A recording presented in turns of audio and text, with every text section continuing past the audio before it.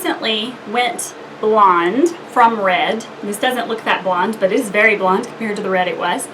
And when I went blonde, my hairstylist, Robin, here in Memphis, told me that sulfate-free shampoo and conditioner was the single most important thing when it came to keeping my color and keeping it from becoming muddy or anything like that. But more importantly, she told me to look up some information on sulfates and why they're not good for you. So I did some research, and it turns out sulfates are really no good, guys. We don't need them.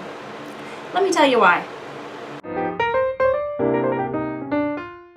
Alright, so sulfates, or wetting agents, decrease the surface tension of water so that it spreads out more easily, becomes more wet, so to speak, and results in a rich lather. In layman's terms, they are used in shampoos to make them sudsy, so you feel like you're getting your hair clean. They do make the hair clean, and they do make it squeak, which is what we've all been told is a key to knowing if your hair is clean. But does hair need to squeak? Actually, no. This ingredient, sulfates, is too harsh for the hair and can actually damage it and irritate the scalp by drying it out. I've seen evidence of this myself on several of my kids who have developed a scaly scalp by using overly harsh products in their hair, and there's also evidence that supports the overuse of this ingredient by shampoo and toothpaste companies contributes to harming the environment. For those of us who color our hair, they strip the color more quickly, as well as the natural oils produced by the scalp that keep it healthy. And they make my scalp itch. So incidentally, after all of that, I have decided not to do sulfates anymore in my shampoos, and I've actually also decided to get my kids off of them as well. My sons have always had a tendency towards a very dry, flaky scalp, and I have noticed that using a sulfate-free shampoo is definitely the #1 thing that helps prevent that. Now, there are different medicated shampoos for more extreme versions of this problem, which, there are different things that it can be attributed to, different problems, skin problems and conditions that it can be attributed to. But for the most part, detergents are bad, y'all. Detergents are bad.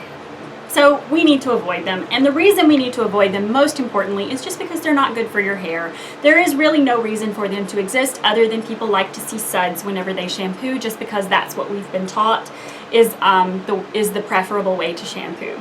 So I wanted to go ahead and just kind of tell you my experience. We decided to get off of sulfate shampoos here.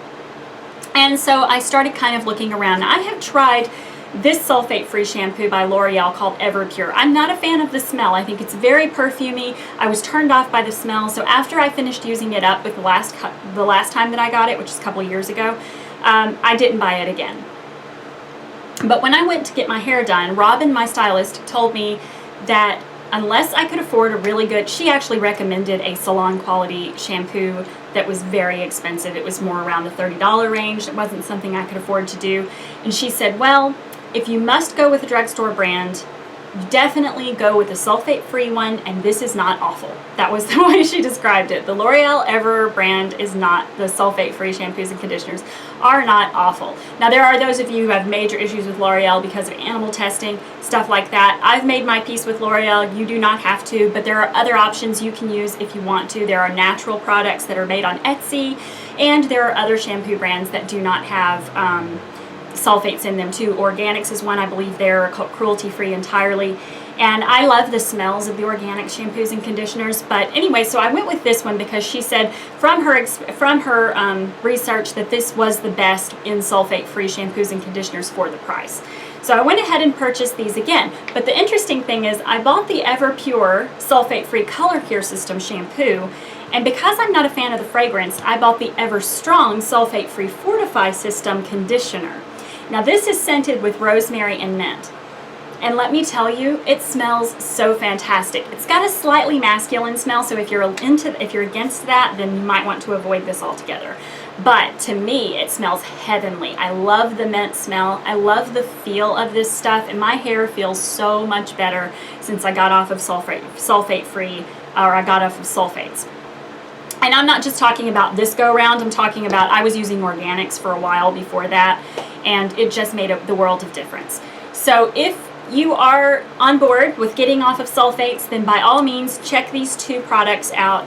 They are just one example of the sulfate-free stuff that's available in the drugstore. There's lots of salon brands that are doing it now, and it was in Robin's opinion. She said that she really thought that we were going to get away from them entirely, that most shampoos and conditioners were going to start being sulfate-free because, again, there's really no reason for them. You're getting your hair clean. That's what's important.